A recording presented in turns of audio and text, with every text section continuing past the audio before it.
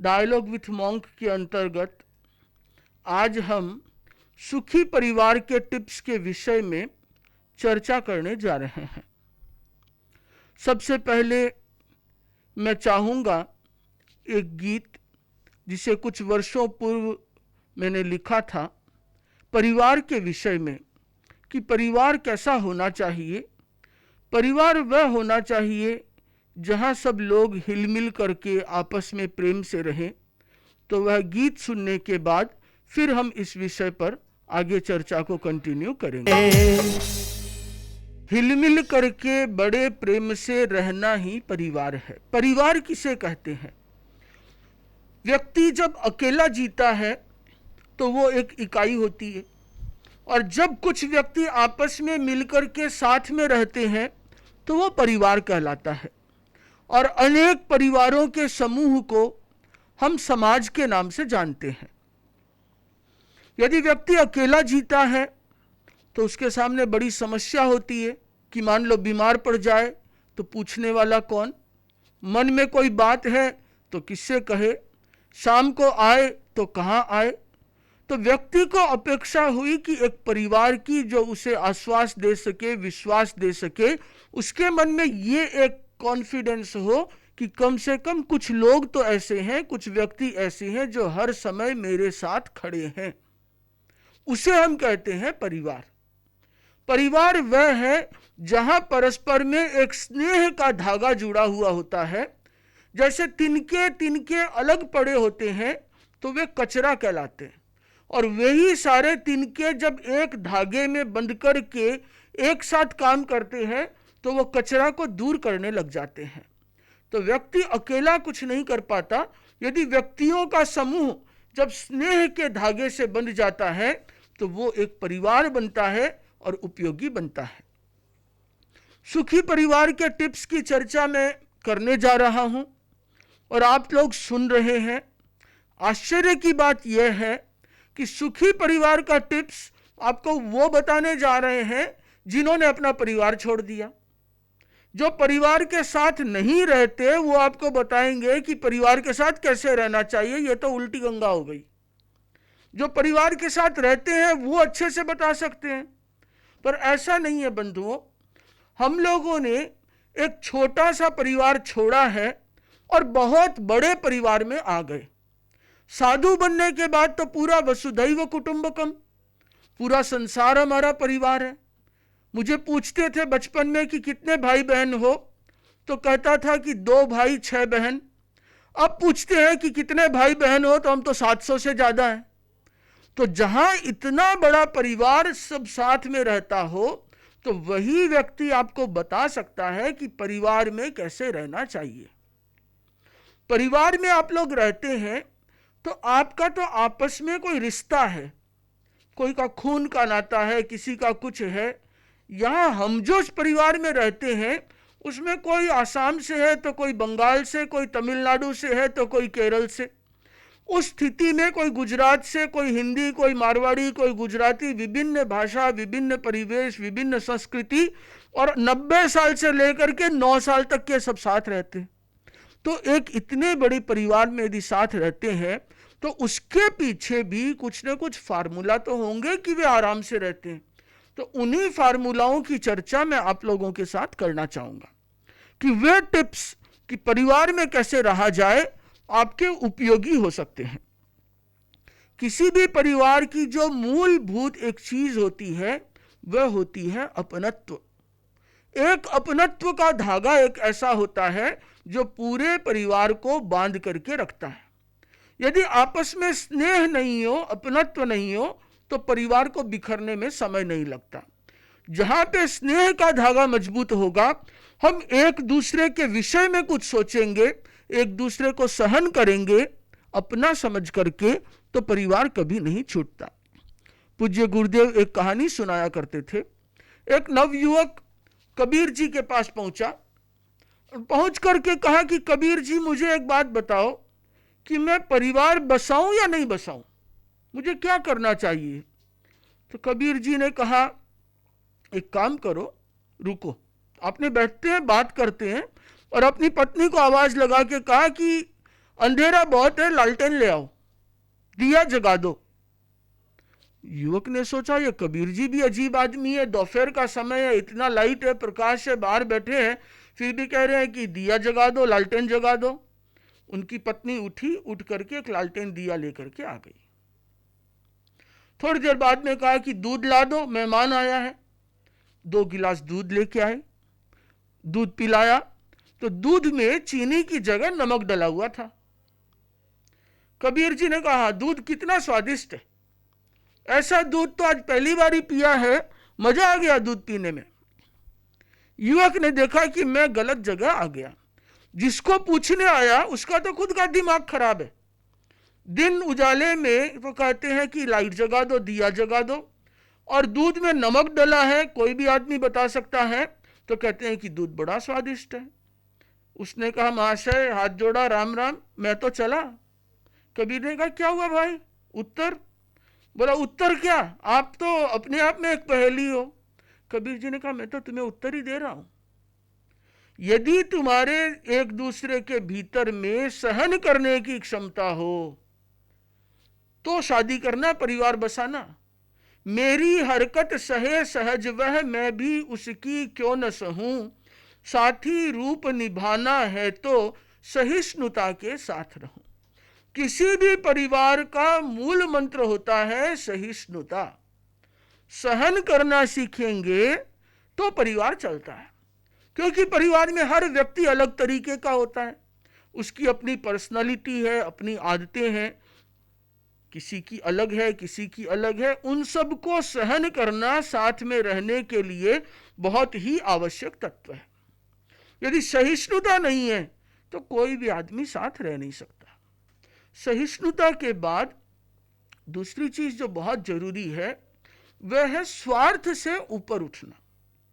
बहुत से परिवारों को देखा है कि बहुत प्रेम से रहते हैं, और छोटा सा स्वार्थ यदि आपस में टकरा जाता है तो स्वार्थ हावी होने के बाद वो परिवार ढह जाता है। स्वार्थ से ऊपर उठ करके दूसरों के हित का सोचना, दूसरों का हित मेरा हित है, मेरा हित सबका हित है, ये भावना जिस दिन आ जाएगी उस दिन न तो कोई भाई भाई लड़ेगा, न कोई देरानी जेठानी लड़ेगी, न कोई बाप बेटा लड़ेगा, न कोई रुपया, न कोई पैसा। तकलीफ कहाँ है कि हम छोटी सी बात को लेकर के आपस में लड़ पड़ते हैं। घर में करोड़ों रुपए हैं और आपस में जब बंटवारा होता है तो 2-5 लाख के लिए तो इस तरीके से लड़ते हैं जैसे कोई घर में भूखमरी चल रही हो। क्यों भाई? सवाल रुपये का नहीं है, सवाल स्वार्थ का है। स्वार्थ हावी है कि मुझे ज्यादा कैसे मिल जाए तो समस्या है। एक बार की बात है, एक खेत में 2 भाई हिस्सेदार थे, वो खेती करते थे। एक भाई के 2 बेटे बेटी थे, लड़के लड़की हुए, और एक भाई कुंवारा था, उसने शादी नहीं की, छोटे वाले ने, उसके घर में कोई भी नहीं था। जब खेती पूरी होती, अनाज का बंटवारा होता, तो अनाज को 2 हिस्सों में बांट दिया जाता। 100 बोरी गेहूं बड़े वाले भाई के पांती आता और 100 बोरी गेहूं छोटे वाले भाई के पांती आता। दोनों अपने अपने घर ले जाते। बड़े वाले भाई ने सोचा कि ये तो पांती बराबर नहीं हुई, मेरे परिवार में तो मेरे बाद भी 2 जन कमाने वाले होंगे, तो मेरे भाई के तो पीछे कोई भी नहीं है, उसको बुढ़ापे में कौन सहयोग करेगा। तो वो रात को उठ करके 12 बजे अंधेरे में 1 बोरी माथे पे उठा करके छोटे वाले भाई के गोदाम में रख के आ जाता। छोटा वाला भाई देखता कि ये पांती तो बराबर नहीं है, मैं तो अकेला हूं, 100 बोरी गेहूं का क्या करूंगा, मेरे भाई के घर में तो वो है, उनकी पत्नी है, 2 बच्चे भी हैं, 4 जन हैं, तो उनको तो गेहूं ज्यादा चाहिए, उनका खर्चा भी ज्यादा है। वो रात को उठता और उठ करके 1 बोरी उठा करके अपने बड़े वाले भाई के घर रख के आ जाता। सुबह देखते दोनों जन तो 100 की 100 ही बोरी मिलती। एक दिन रात को अंधेरे में टकरा गए, तब पता चला कि ये मामला क्या है। तो जहां पे ये भावना हो कि मेरा हित सबका हित है, मेरे पास नहीं, मेरे भाई के पास क्या है, मेरी बहन के पास क्या है, उनके पास नहीं है तो मुझे रखने का अधिकार नहीं है, मैं उनको दूं, मेरे पास है वो तो उतना ही बहुत है, ये भावना जिस दिन परिवार में आ जाती है, उस दिन स्वार्थ छूट जाता है। मेरे बेटे को क्या मिला, देरानी के बेटे को क्या मिला, जेठानी के बेटे को क्या मिला, कोई फर्क ही नहीं है, क्योंकि तीनों ही बेटे घर के बेटे हैं, तीनों ही भाई घर के भाई हैं, तीनों बहुएं घर की बहू हैं। तो जहां पे किसी को कम मिला, ज्यादा मिला और फिर भी मन में न आए, वो परिवार परिवार होता है। तो स्वार्थ से ऊपर उठना किसी भी परिवार की सफलता के लिए बहुत आवश्यक तत्व है। और ये स्वार्थ से ऊपर कब उठा जाता है कि जब घर में कोई व्यवस्था हो। हम लोग 700 साधु साध्वियां रहते हैं, एक साथ मान लो 700 इकट्ठे न भी हो, मर्यादा महोत्सव के दौरान 100 संत 300 साध्वियां रहती है, या आपस में भी रहते हैं, चतुर्मास में रहते हैं, तो क्या बिना व्यवस्था रहते हैं? नहीं, व्यवस्था का होना आवश्यक है। एक सिस्टम बना हुआ हो, कौन कहाँ बैठेगा, कौन कहाँ गोचरी जाएगा, कौन कहाँ काम करेगा, किस समय किसकी क्या ड्यूटी होगी, बड़ों का क्या कर्तव्य होगा, छोटों का क्या दायित्व होगा, कुछ प्रोटोकॉल, कुछ सिस्टम। ये हर घर का अपना बना हुआ होना चाहिए। ये व्यवस्था नहीं हो तो परिवार बिखर जाता है, व्यवस्था बना हुआ हो तो परिवार टिका रहता है। अनेक परिवार ऐसे हैं जो आज भी समूह रूप में रहते हैं। शेखानी परिवार है, अहमदाबाद में रहता है, आज भी सब हिलमिल करके रहते हैं, शायद मेरे ख्याल से 30-35 मेंबर होंगे। गिड़िया परिवार है, वो भी आपस में साथ में रहते हैं। दिल्ली में गोठी परिवार है, वो भी साथ में रहता है। सबको पूछा तो उन सब का एक सिस्टम बना हुआ है, और उस सिस्टम को सब जन को फॉलो करना है। कंपनियों में भी एक सिस्टम होता है, तभी इतने बड़े बड़े कॉरपोरेट चलते हैं। तो हमारे परिवार में भी चाहे 5 मेंबर हो, चाहे 50 मेंबर हो, एक सिस्टम बना हुआ होना चाहिए कि यदि सिस्टम होगा, व्यवस्था होगी, रूल्स होंगे, कौन क्या करेगा, कैसे करेगा, किसकी परमिशन कंपल्सन होगी, कहाँ जरूरी होगी, कहाँ नहीं होगी, आपस में बैठ करके म्यूचुअल। आचार्य भिक्षु ने नियम बना के थोपा नहीं था। आचार्य भिक्षु ने एक मर्यादा पत्र बनाया और बना करके संतों से कहा कि भाई ये नियम है, बोलो सबको स्वीकार है ना, सब रजामंदी से स्वीकार करो, इच्छा से। लिख तो ऋषि सबके नाम दिए हुए हैं, ऊपर लिखे होते सही, न कोई दबाव, न कोई आग्रह, न कोई प्रलोभन, और सब उस सिस्टम को फॉलो करते हैं। आप लोगों ने नजदीक से देखा होगा, आचार्य श्री क्या सबसे पहले पूछते हैं कि सिस्टम क्या है, नियम क्या है, उसको देखो, उसके बाद चलो। तो जहां कहीं भी व्यवस्था होगी, वो इकाई, वो संस्था, वो समाज, वो परिवार, वो बिजनेस, वो राष्ट्र उन्नति करेगा। जहां व्यवस्था नहीं होगी, वहां आपस में झगड़े बढ़ जाते हैं। तो हम व्यवस्था के ऊपर में ध्यान दें तो परिवार के अंदर एक समरसता रहती है। कुछ चीजें ऐसी होती है जो परिवार के सुख को बाधित करने वाली होती है। जैसे कुछ कुछ चीजों का मैं एग्जाम्पल आप लोगों के सामने रखना चाहूंगा। एक चीज है गुस्सा, क्रोध, जिसके विषय में हमने पूर्व में भी चर्चा की थी। जिस परिवार में क्रोध का साम्राज्य होता है, क्रोध ज्यादा होता है, वहां पे फिर आपस में प्रेम का टिकना मुश्किल होता है, क्योंकि जितना जितना क्रोध, उतनी उतनी सहिष्णुता की अपेक्षा होती है। तो सहिष्णुता कब तक रखेगा आदमी? एक दिन क्रोध करे, 2 दिन करे, 10 दिन करे, 20 दिन करे, वो सहन करता जाए, फिर क्या होगा कि एक दिन वो पूरा जोर से विस्फोट हो जाएगा।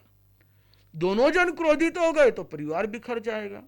तो इसके लिए जितना अपेक्षित सहिष्णुता है, उतना ही अपेक्षा इस बात की है कि परिवार में ऐसे व्यक्ति न हो जो क्रोध करते हो। तो क्या करें, निकाल दें उनको? नहीं, आप उनके स्वभाव को बदलो।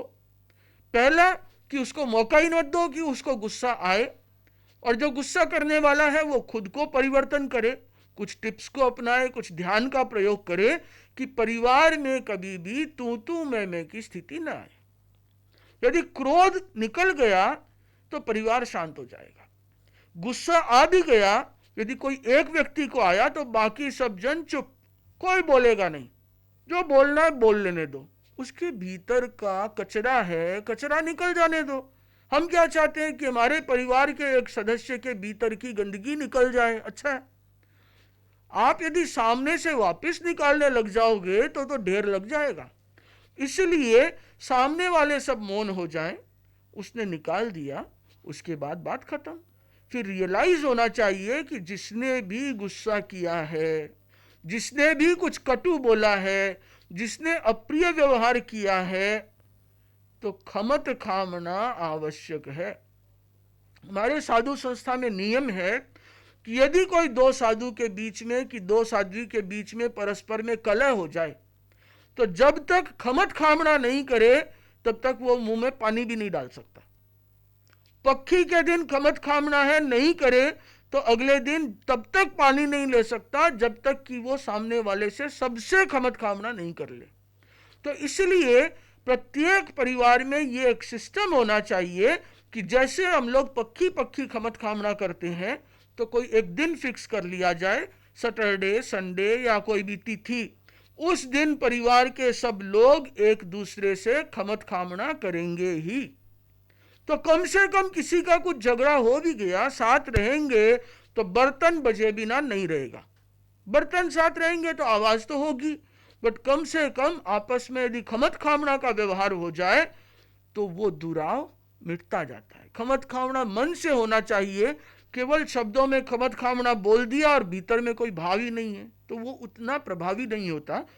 ऑल्दो उसका भी असर तो होगा, बट यदि मन से खमत खामना किया जाए तो बहुत असरकारक होता है। इसी प्रकार एक बाधक तत्व है अहंकार। कोई व्यक्ति यदि परिवार में यह समझने लग जाए कि मैं बहुत बड़ा हूं, मैं अलग ही हूं, मेरे जैसा कोई नहीं है, उस सारी स्थितियों में परिवार में कहीं ना कहीं दुराव होता है। हो सकता है 5 अंगुलियां भी हाथ की एक जैसी नहीं होती। बड़ी वाली सोच ले कि मैं बहुत बड़ी हूं, छोटी वाली से क्या लेना देना है।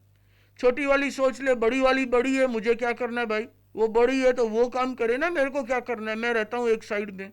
अंगूठा सोच ले मुझे अंगुलियों से क्या, तो क्या आप कुछ भी कर पाओगे? खाना भी नहीं खा पाओगे। खाना भी खाना है तो आपको 5 अंगुलियों की अपेक्षा है। कोई काम भी करना है तो सब साथ में है तो एक मुट्ठी है, एक ताकत है। तो ये कभी नहीं सोचना चाहिए। यदि पूरे शरीर के ढांचे को ले, सबसे अच्छा एग्जाम्पल है, पूरा शरीर आपस में सिंक्रोनाइजेशन के साथ चलता है। दिमाग अपना काम करता है, मांसपेशियां अपना काम करती है, हाथ अपना काम करता है, पैर अपना काम करता है। इस स्थिति में यदि ये लोग सब अलग अलग सोच लें, दिमाग ये सोच ले पैर का क्या करना है, पैर तो छोटा है, वो तो नीचे रहता है, उसका काम क्या है, कोई यूज नहीं है। हाथ ये सोच ले कि पैर तो कुछ नहीं करता, मेरे को ही सब कुछ करना पड़ता है, तो पूरा शरीर बिगड़ जाएगा।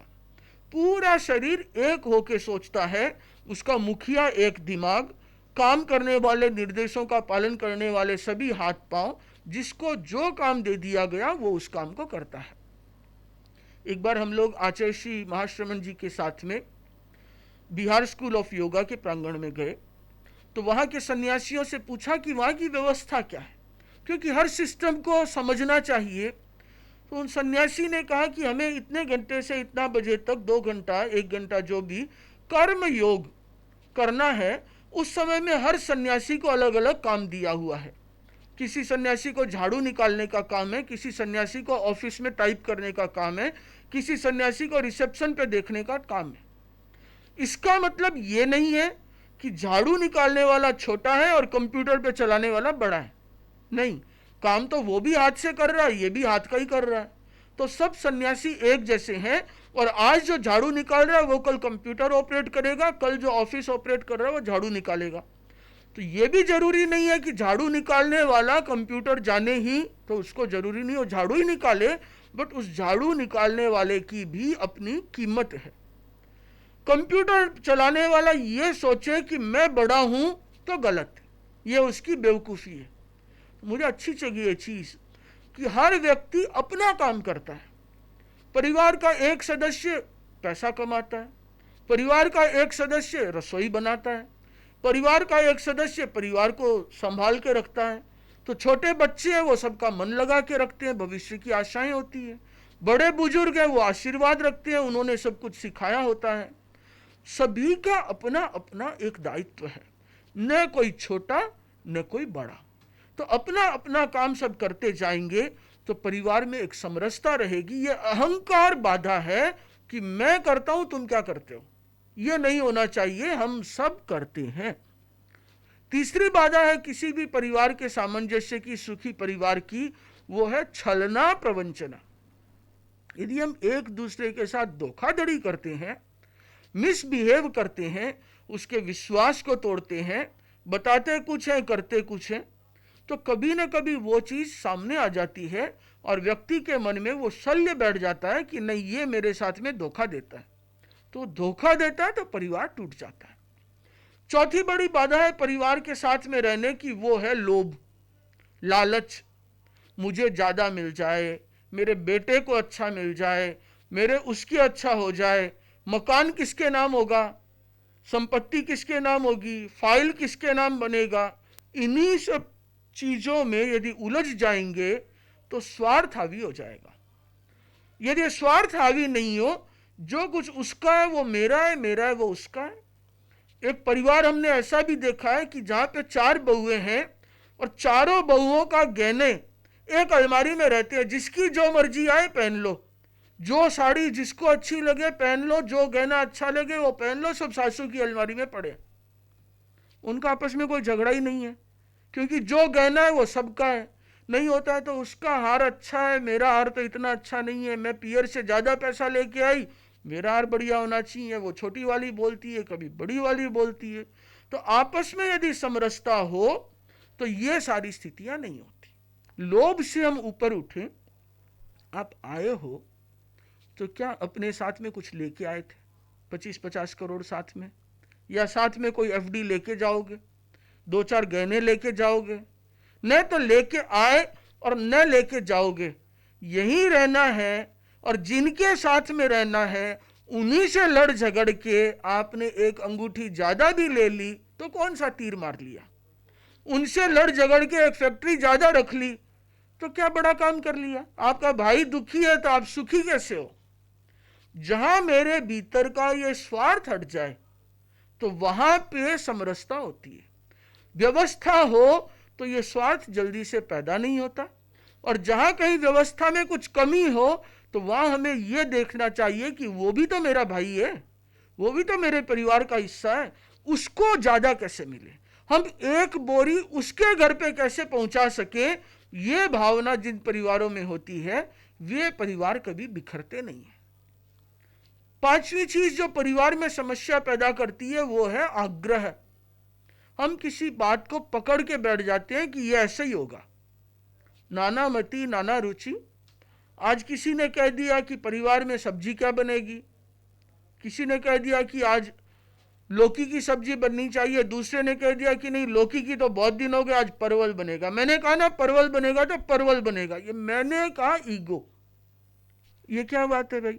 उसने कहा लौकी बनेगी, चलो कोई बात नहीं लौकी बना लो, क्या सब्जी तो खानी है, क्या फर्क पड़ रहा है।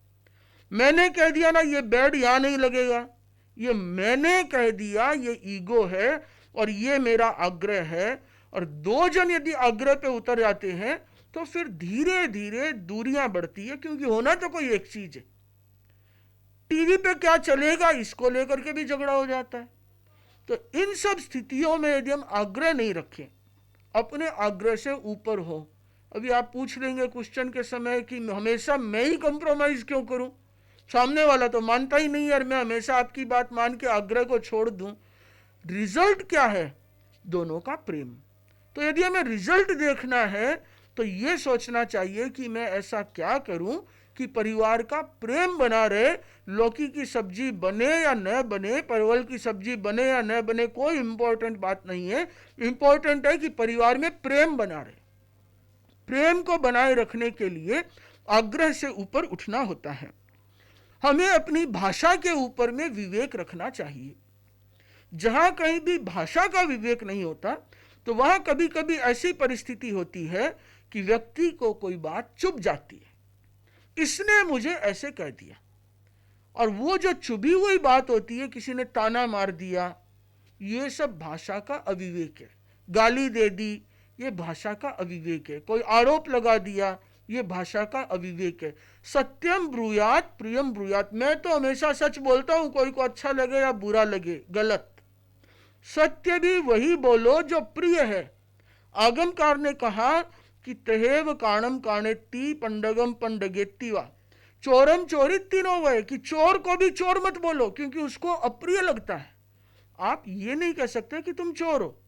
वास्तव में देखा, उसको चोरी करते तो भी साधु नहीं बोल सकता क्योंकि यह अप्रिय सत्य है। तो हम ऐसा सच भी न बोले, बचें, उस भाषा विवेक का प्रयोग करें कि चाहे किसी के दिल को दर्द न पहुंचे, किसी को तकलीफ न हो। यदि हम ऐसी भाषा का प्रयोग करेंगे तो हमारे परिवार में हमेशा हमेशा के लिए शांति बनी रहेगी। और यदि आपस में भाषा का प्रयोग न हो, कभी कभी क्या होता है कि मन में कुछ होता है और कुछ शब्दों का चयन गलत हो जाता है और वो पूरी बात का अर्थ ही दूसरा निकल जाता है, जिसे हम कहते हैं मिसअंडरस्टैंडिंग। उस मिसअंडरस्टैंडिंग को दूर करना बहुत आवश्यक होता है। तो जहां हम अपनी भाषा को चेक करते रहें, और यदि ऐसी कोई वस्तु या प्रयोग हो जाए जहां भाषा का प्रयोग गलत हो गया, तो हम सॉरी बोलने में कतराए नहीं। सॉरी बोलने से कोई छोटा नहीं होता। सीख तो लिया, सबने सीखा। खमत खामना तो हम सदियों से सिखा रहे थे, अब अंग्रेजों ने आकर के प्लीज सॉरी ये सब भी सिखा दिए, थैंक यू सिखा दिया, 4 गोल्डन वर्ड सिखा दिए। तो सीख ही लिया तो कम से कम उपयोग तो करो, उसका यूज तो करो। एक अनजान आदमी से रास्ते में टकरा जाते हैं तो बोलते हैं सॉरी, और घर में किसी को धक्का भी मार दो तो सॉरी नहीं बोलते। ये क्या तरीका है? हमें यदि परिवार में कोई बात हो जाए तो तत्काल क्षमा याचना कर लेनी चाहिए, खमत खामना कर लेना चाहिए, ताकि आपस में जो मनमुटाव हो जाए, दिल की दूरियां बढ़ जाए, उनको दूर किया जा सके। परिवार में सब लोग साथ में रहते हैं, अब बेटी भी रहती है, बहू भी रहती है। अब यहां पे यदि देखा जाए, यदि देखने का नजरिया बदल जाता है। आज ही मैं संतों से चर्चा कर रहा था कि मुझे सुखी परिवार के सूत्र बताने जाना है, तो आप लोग अपनी अपनी एक एक टिप्स मुझे दे दो, मैं आगे बांट के आ जाऊंगा। तो विश्रुत मुनि ने एक बहुत अच्छी बात बताई कि बेटी और बहू दोनों परिवार में रहते हैं। बेटी 9 बजे उठती है सुबह, तो माँ क्या बोलती है कि कोई बात नहीं, थोड़ी लेट उठे। और बहू यदि 9 बजे उठ जाए तो क्या होगा? तो पूरा झमेला हो जाएगा परिवार में कि 9 बजे तक पड़ी रहे, सोई रहे, घरे काम कौन करसी। अरे क्यों भाई? वो कोई जीव नहीं है? वो क्या कोई प्राणी नहीं है? उसे कभी नींद नहीं आ सकती? बेटी है वैसे ही बहू है। जब कोई आता है, डायलॉग मारना होता है, तब तो कहते हैं हम तो हमारी बहू को बेटी की तरह ही मानते हैं। बहू को तो बात हमारी बेटी वाली जो इरा खाई ना, एकदम छूट है, जचर जिया करो। और वो यदि 9 बजे तक सो जाए तो पता चल जाए कि बेटी है कि बहू है। वही बेटी जब घर में आती है और माँ उसे डांट दे तो कुछ नहीं बोलती, और वही उसे यदि सासू डांट दे, जिस सासू को वो दिन भर मम्मी मम्मी बोलती है, आजकल सासू नहीं बोलती है, सब मम्मी बोलती है, बट वो यदि मम्मी कुछ बोल दे तो ऐसे बिफर पड़ती है, वापस 4 सुनाती है। क्यों? वो जन्म देने वाली माँ है, वो तो बहुत अच्छी है, और ये जो सासू माँ है ये तो दिन भर झगड़ती है। ये क्यों? ये स्वार्थ, ये देखने का नजरिया अलग अलग है।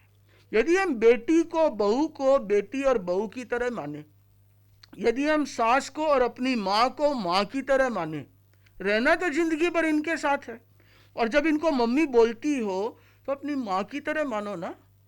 माँ का तो इतना हक भी होता है कि वो किसी को डांट दे, डांट क्या दे, थप्पड़ भी मार दे तो कोई बड़ी बात नहीं है, माँ का हक है। और यहां तो माँ थोड़ा सा कुछ कह भी दे तो इतने में बहू उबल पड़ती है। जहां ये समस्या होती है वहां सुखी परिवार नहीं होता। हमें हमारे नजरिए को बदलना है। क्वेश्चन ये नहीं है कि किसने कहा, क्वेश्चन ये क्या कहा। जो कुछ कहा, इसने कहा तो सही और उसने कहा तो गलत, ये कैसे हो सकता है? मान लीजिए आपकी माँ ने एक थप्पड़ मारा, आप कहते हैं कि माँ है, माँ को अधिकार है, तो क्या सासू को अधिकार नहीं है? क्या सासू आपका बुरा सोचेगी?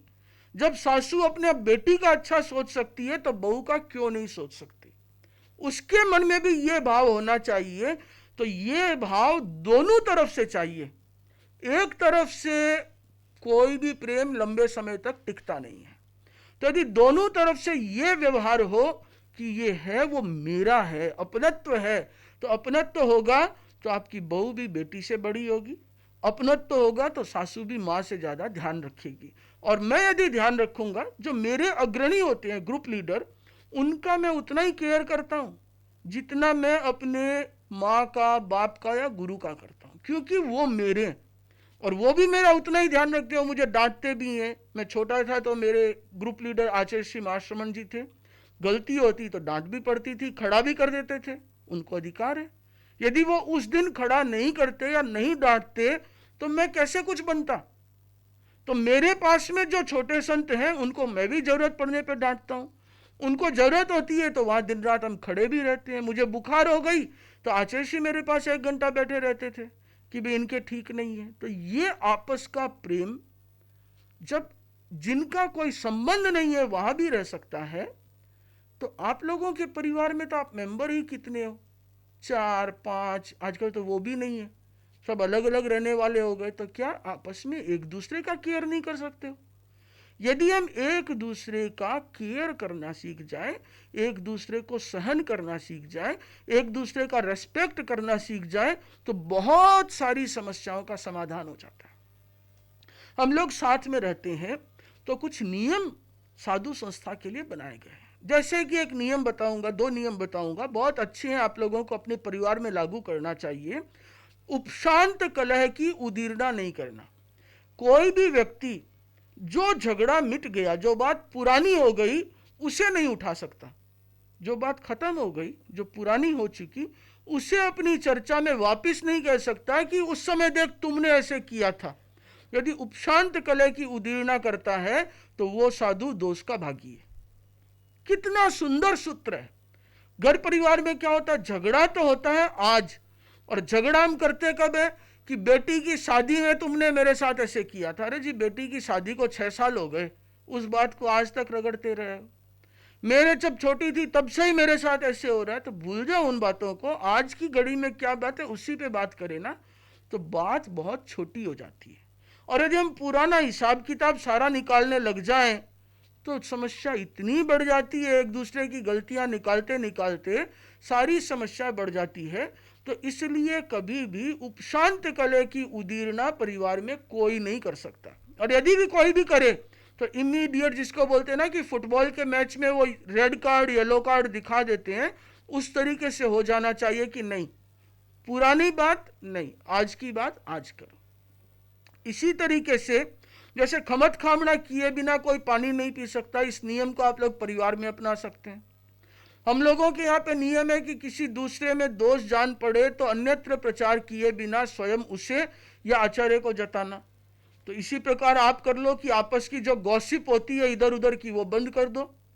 कोई बात हो गई तो या तो इग्नोर करो या संबंधित व्यक्ति को बोलो, बाकी किसी को नहीं। तो परिवार में, संयुक्त परिवार में रहना इजी हो सकेगा।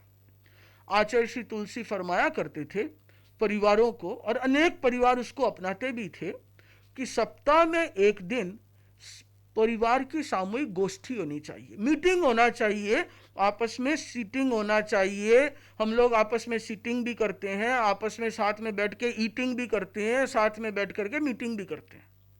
तो हम आहार करते हैं तो सब एक साथ बैठते हैं, या तो रसोई चलती है, कभी वो पिताजी खाना खाने आ रहे हैं, कभी बेटा खाना आ रहा है, कभी बहू खाने आ रही है, कभी माँ आ रही है, 2-2 फुल्का बनता है। गैस है, पुराना चूल्हे वाला सिस्टम तो है नहीं, 2 बनाओ गैस बंद कर दो। तो गैस बंद और परिवार का आपस में मिलना जुलना बंद। साथ में खाना तो कभी याद ही नहीं है। खाना खाने के लिए बोले जी डिनर पे चलते हैं किसी होटल में, रेस्टोरेंट में, कि साथ खाना हो जाएगा, रोज ही खा लो।